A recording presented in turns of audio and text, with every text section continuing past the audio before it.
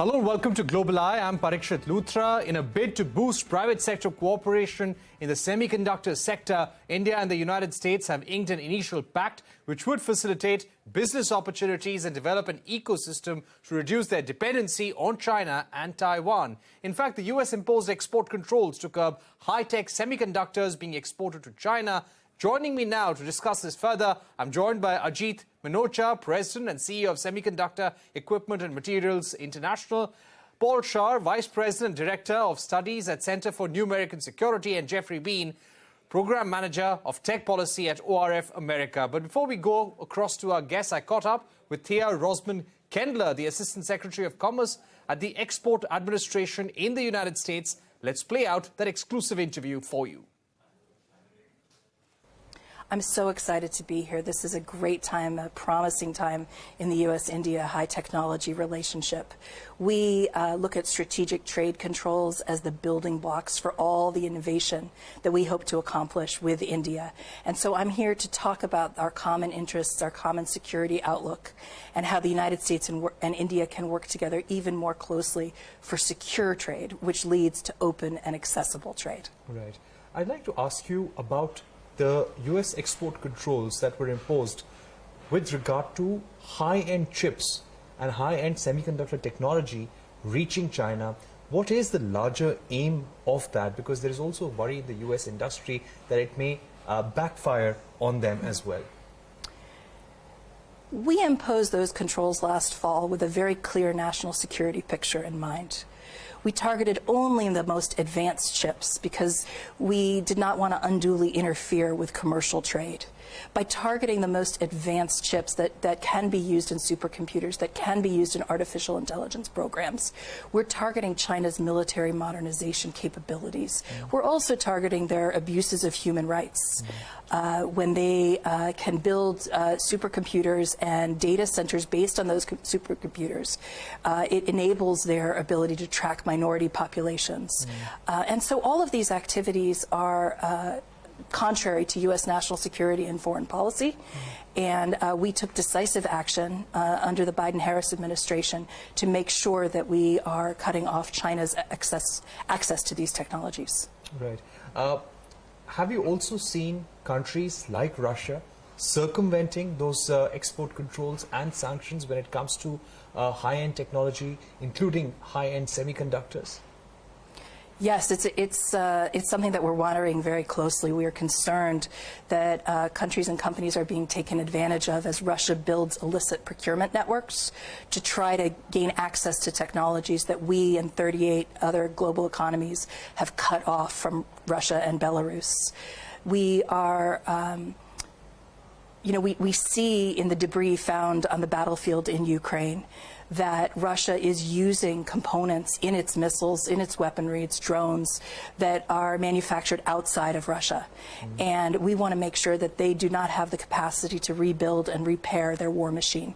So we've looked very closely at any instance of backfill or circumvention of our regulations through third countries, and we'll take appropriate responsive action under U.S. law. Right. Are you also seeing some of those semiconductors reaching Russia via India in some form or the other? Is this a message? Is this a concern that you've raised with the Indian industry and the Indian government? We're working with partners all over the world to make sure that that Russia is not using their industry to facilitate this illegal trade. Right. But specifically on India? That's not something I'm going to get into. Thanks. All right. To ask you about the MOU on semiconductors that India and U.S. signed recently during the high-level visit of Secretary Raimondo, what will be the next steps in terms of operationalizing the MOU? What could be India's role in that collaboration? I think the details of the MOU are still being worked out. As far as I'm concerned, we are close partners with India on secure trade, and that enables lots of different opportunity under the MOU. Right. What are the building blocks that you would like to lay down as far as export controls go to allow for easier collaboration, easier export of semiconductor technology from US to India? What are the building blocks that you would like to identify and put in place?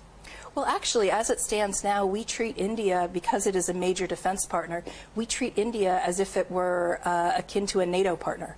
Under export controls, we have very strong building blocks already in place with India. And I look forward to future collaboration as we identify emerging technologies to build those blocks together. Right. In terms of having a global acceptance for those export controls that US is imposing, is there a need for that? Is US trying to have a multilateral acceptance with more countries on board with these controls? We are always looking for a multilateral approach to export controls. One of my colleagues once described export unilateral controls as damming half the river. When there's foreign availability of technology, we must have multilateral cooperation with our partners to make sure that we are effective in the controls that we impose. Right. My final set of questions.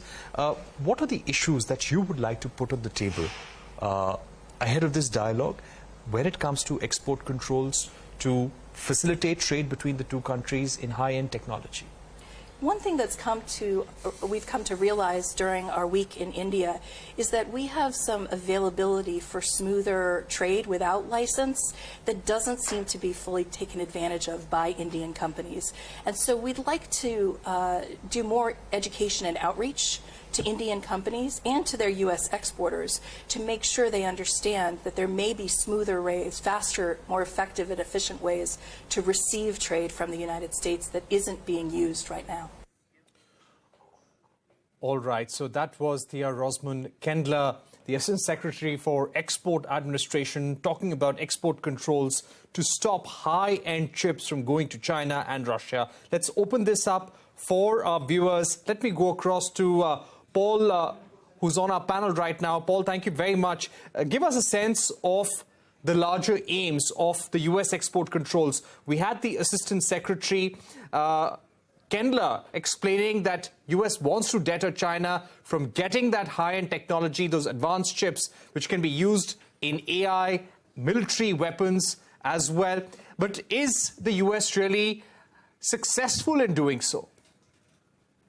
Well, we've seen that the U.S. and many countries are very deeply concerned about China's military buildup in the region.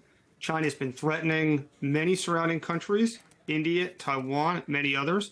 And AI is an important enabler of Chinese military power. And so the U.S. controls are very targeted. They go after an estimated 1% of the chips that China is importing.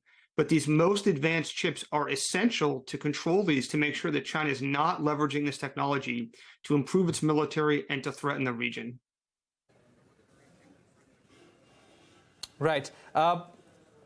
Manocha, what's your sense? Is this really helping the U.S. industry, harming the U.S. industry, and impacting the global supply chains? What could be the long-term impact of such export controls?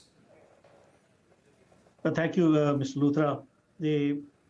In my opinion, the concerns that the U.S. has raised about the national security, I think we are not there to second guess them. I fully agree with their concerns and the actions they're taken. Is it helping the U.S. industry? Not yet. I mean, of course, there's a major export to these countries that we're talking about. But I think things will balance out as a function of time. I look at it this way. The industry is growing through leaps and bounds. I mean, our industry was $600 billion IC revenue last year, and it's going to go to $1 trillion by 2030. So there's a need for growth of this industry. And I see that USA-India collaboration will really help to create another hub for semiconductors. And there's a need for that. Right. Jeff, if I could bring you in on the specific aspect that the Assistant Secretary had spoken about how Russia is able to circumvent the U.S. export controls. They are being able to procure semiconductors, essential components necessary to make weapons from third countries. How is Russia doing that? How can the U.S. act against those companies, those countries?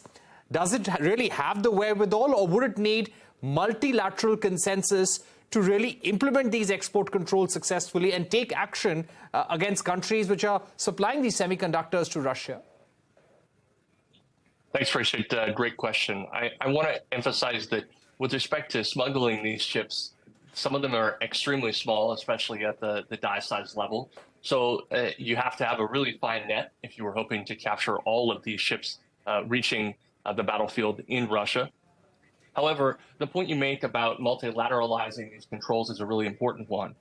In the imposition of the export controls that were announced in October of last year with respect to semiconductors, they're focused, as you and colleagues have pointed out, on advanced GPUs at the data center level, on China's capacity to focus on supercomputer development in the future, and of course on China's ability to manufacture advanced chips. And so for the United States to make an effective policy, the controls as they were announced were unilateral and extraterritorial. And the U.S. secured a key win earlier this year in its ability to convince the Japanese and Dutch governments to join an agreement to limit semiconductor manufacturing equipment sales to China, to Russia, and to other geopolitical competitors and bad actors. And so with this development to allow the U.S. to prevent, in conjunction with other global like-minded partners and allies, the sale of extreme ultraviolet lithography equipment, as well as the next step down to deep ultraviolet lithography immersion equipment to China and other actors, that's a clear win in terms of multilateralization. From my perspective, the next step will be, can the U.S. bring other partners and allies on board that are like-minded to secure the supply chain in the other areas of chips that they've identified with respect to the export controls? That will be key. All right, we're going to take a short break at this point, but don't go anywhere. Our extensive discussion with Paul, Jeff Bean and Ajit Manocha continues on the other side. We'll be right back in a short while.